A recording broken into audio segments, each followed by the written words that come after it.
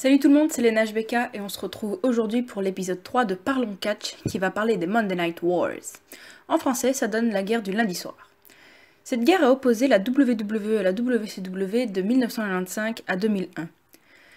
Dites-moi, de nos jours, laquelle de ces deux fédérations regardez-vous? La WWE, non? Car c'est bien elle qui a gagné la guerre, mais ça, on en reparlera plus tard. Commençons par les prémices de cette rivalité. En fait, jusqu'en 1993, la WCW faisait partie de la NWA, donc la National Wrestling Alliance, et cette année-là, elle a décidé de devenir indépendante. Elle voulait monter en puissance, et pour ça, elle a engagé Ric Flair, autour duquel elle s'est centrée, et puis elle a engagé d'autres anciennes stars de la WWE comme Randy Savage ou Hulk Hogan. Mais, après plusieurs désillusions, le président Ted Turner et le vice-président Eric Bischoff ont dû faire le point sur la situation de la WCW et ont décidé de réagir pour ne pas couler. Et quoi de mieux que de s'attaquer au plus gros des poissons? C'est donc le 4 septembre 1995 que vit le jour leur émission phare WCW Monday Night Raw. J'ai failli faire une bourde. Donc Monday Night Raw, diffusé le lundi soir en même temps que Raw. Et vous voyez l'énorme pic arriver, vous la voyez? Vince McMahon était tout sauf content, parce que non seulement on rivalise avec Raw de manière directe en étant diffusé aux mêmes horaires, mais en plus on se moque, entre guillemets, du nom de son émission. Car vous l'avez peut-être jamais remarqué, parce qu'en français souvent on prononce Monday Nitro pour la WCW, mais en fait en anglais c'est Monday Night Raw. Et donc c'est pareil que Monday Night Raw, vous voyez, c'est... Quand on dit Monday Night Raw ou Monday Night Raw, c'est la même chose, quoi. Donc voilà, c'est pour dire la rivalité, quoi. Et donc la WCW était clairement là pour mettre des bâtons dans les roues de la WWE et de piquer son audience, en fait, rien de plus. Et donc, fort de son émission toujours en direct, alors que Raw ne l'était qu'une fois par mois, et en plus son écurie était pleine de stars, elle faisait peur en fait à Vince McMahon. Elle faisait vraiment peur parce que la WCW a engagé plein d'anciennes stars de la WWE. Mais en 1995, en fait, la WCW n'était pas encore à son apogée, et en fait les fans la voyaient comme une espèce de copie de la WWE, avec les mêmes catcheurs qu'il y a quelques années à la WWE, juste avec moins de parlotte. En fait, c'était une alternative plutôt qu'un vrai premier choix. Un peu comme la TNA maintenant, qui a beaucoup d'anciens catcheurs de la WWE, et où le côté divertissement est un peu mis de côté, contrairement à la WWE. Mais en fait, cette situation allait changer l'année suivante pour la WCW avec l'apparition de la NWO en 1996, donc, composée de Scott Hall, Kevin Nash et Hulk Hogan. En fait, ils s'en prenaient aux catcheurs de la WWE en leur ayant déclaré la guerre, tout en ayant en fait faire partie de la WWE. Mais en fait, celle-ci collait un procès à la WCW pour cette histoire avec la NWO. Parce que, en fait, elle disait que dans la rivalité, c'était sous-entendu que la WWE était que la NWO, était envoyée par la WWE pour détruire la WCW. Et parce que Razor Ramon, donc le personnage qui était de la WWE, ressemblait trop à celui de Scott Hall dans la NWO, mais le procès se conclut par un non-lieu. Mais grâce à la NWO, la WCW battu la WWE dans les ratings, donc les audiences, pendant 84 semaines. Et utilisait aussi des méthodes pas très catholiques pour que les fans regardent Raw au lieu de... que les fans regardent Nitro, au lieu de Raw, je m'embrouille. Et donc par exemple, ils annonçaient les résultats des matchs de Raw, vu qu'ils étaient préenregistrés. Et donc comme ça, les fans, vu qu'ils savaient déjà les résultats des matchs, et ben ils regardaient Nitro au lieu de Raw. Et en fait, pour remonter la pente, la WWE s'engagea dès 1997 dans l'ère Attitude, qui était plus empreinte de controverses, et devint officiellement Raw is War le 10 mars de la même année. Et petite parenthèse, le 27 avril 1998, Raw et Nitro en fait étaient à une vingtaine de kilomètres de distance, et la DX a décidé d'envahir la WCW. Ce qui produit un des moments les plus drôles de l'Attitude Era. Franchement, allez voir, ça vaut le détour. Voilà.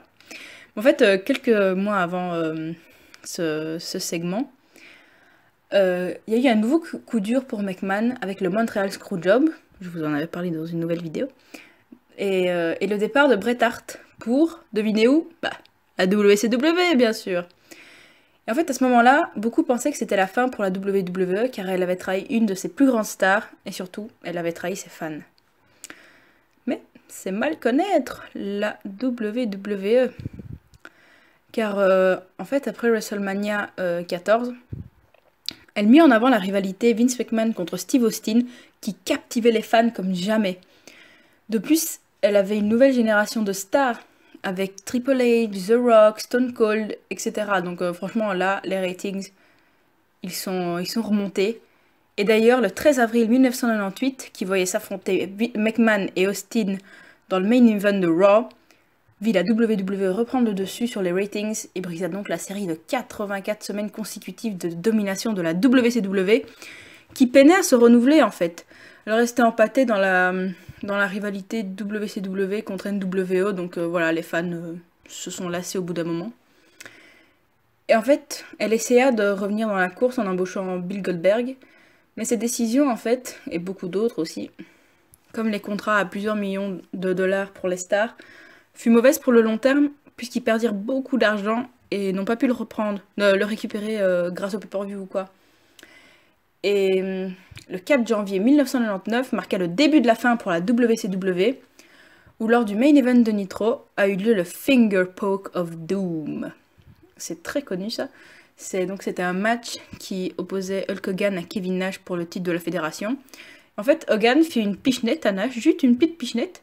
En fait, et celui-ci, il se coucha, et Hogan fit le tomber, et il gagna. Et donc, la NWO était reformée, mais la WCW ne mit pas bien longtemps à sombrer entre la déroute financière et les actions désespérées pour amener de l'audience, alors que Raw cartonnait, quoi, vraiment. Et en plus, Bret Hart et Goldberg se blessèrent, Chris Jericho, Eddie Guerrero, Perry Saturn et Dean Malenko partirent pour la WWE en formant The Radicals. Puis, ils firent gagner le titre de la fédération à David Arquette, un acteur, là, ça allait plus là. Puis les pay-per-views se vendaient mal, les énormes contrats des stars avaient épuisé à petit feu l'argent de la compagnie et tout. Franchement, là, c'était la fin. Et justement, le 23 mars 2001, Vince McMahon et donc la WWE racheta entièrement la WCW. Il organisa tout de même un dernier Nitro après le rachat, le 26 mars. Et à la fin du show, en fait, Shane McMahon arriva et dit que c'était lui qui avait racheté la WCW. Mais en fait, c'est pas vrai, c'était une storyline pour commencer l'invasion de la WWE par les catcheurs de la WCW. Mais ça, c'est une autre histoire, comme dirait Philippe Chéreau. Donc voilà, la WWE gagna donc les Monday Night Wars. En fait, ce qui a fait vraiment défaut à la WCW, c'est de ne pas avoir réfléchi sur le long terme en offrant de trop gros contrats qu'elle ne pouvait pas compenser par les ventes de pay-per-view, de merchandising, etc. Ils ont voulu trop vite, sans prévoir des éventuelles déroutes qui peuvent toujours arriver. Et de l'autre côté, cette guerre a montré l'énorme sens des affaires de Vince McMahon. Mais tout de même, après la guerre, les audiences de la WWE ont baissé, parce que les fans se passionnaient vraiment pour cette guerre. Et une fois que celle-ci était finie, cet engouement de voir qui a fait mieux s'est estompé peu à peu. Aujourd'hui, par exemple, donc en 2017, les audiences de Raw sont de plus ou moins 3,5 millions de téléspectateurs, là où durant l'Attitude Era, Raw pouvait atteindre les 8 millions. Donc vous voyez, il y a quand même un monde de différence. Et d'ailleurs, en 2010, la TNA avait essayé de recréer les Monday Night Wars. Je sais pas si vous regardiez déjà le catch, mais voilà. Ils avaient essayé d'être la WCW en faisant aussi diffuser Impact le lundi soir, mais ça a duré peu de temps parce qu'en fait, elle pouvait vraiment pas rivaliser avec la WWE. Elle était encore moins grande que la WCW et au bout d'un moment, elle s'est rendue compte qu'elle ne pourrait vraiment pas gagner, quoi. Mais bon, ce fut comme un petit angle sympa. Donc voilà, c'était l'épisode 3 de Parlons Catch, j'espère qu'il vous a plu, si c'est le cas, mettez un petit pouce bleu, ce serait sympa. Et abonnez-vous aussi, on est presque 1000 et ça franchement, ça me fait chaud au cœur. Et promis, je vous sortirai plus de vidéos maintenant, c'est juste que j'étais en examen ce dernier mois, donc j'ai vraiment pas eu le temps de faire une vidéo, je m'en excuse.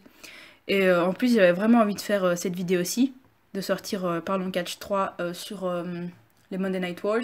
Mais bon, c'est quand même une vidéo qui se travaille. Et voilà, c'est pas une vidéo à faire à la va-vite et tout, donc j'avais pas envie de la bâcler. Et j'avais pas non plus envie de bâcler mes examens. Donc je me suis dit, je fais mes examens et je ferai la vidéo quand j'aurai le temps. Donc voilà, je vous dis à la prochaine pour une nouvelle vidéo. Salut, salut!